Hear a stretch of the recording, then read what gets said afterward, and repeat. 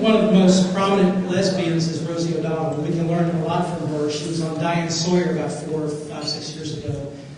And Diane was interviewing her, and she was giving a very honest, emotional story about how when she was a little girl, she didn't have a mom.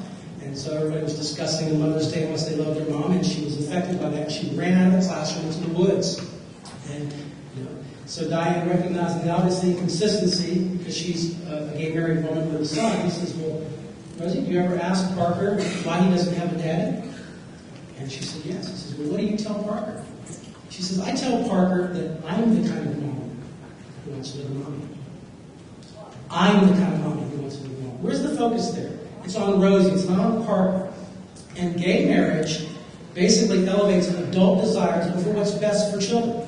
And as long as we're going to have a radical view of personal autonomy, there can be no common good of society. There can be no common sense if everyone does what's right in their own eyes. The beauty about this issue is it brings together the diversity of human race, male and female, coming together, where life is spring forth. This is the meaning of the human existence.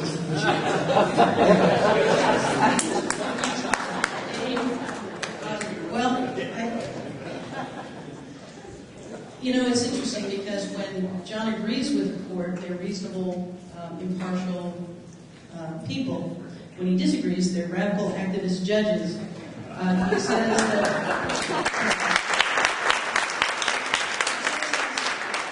he tells us that the Supreme Court has spoken, and we should just not fear at all that these rights will be taken away, even though we can look at other states and see rights taken away. But then he says, live and let live. Charlie Crist is about to appoint 2 more judges who will be in the position of interpreting what it means. And so the bottom line is, what does this do?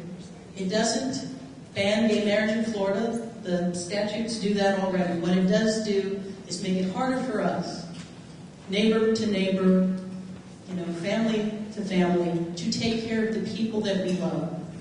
When they took away domestic partnership in Michigan, it didn't make a single marriage more stable. What it did was it took benefits away from couples who were committed to one another. It took benefits away from their children. That's what will happen in Florida unless we stand together and say no to mean-spiritedness and no to divisiveness and say no to Amendment 2.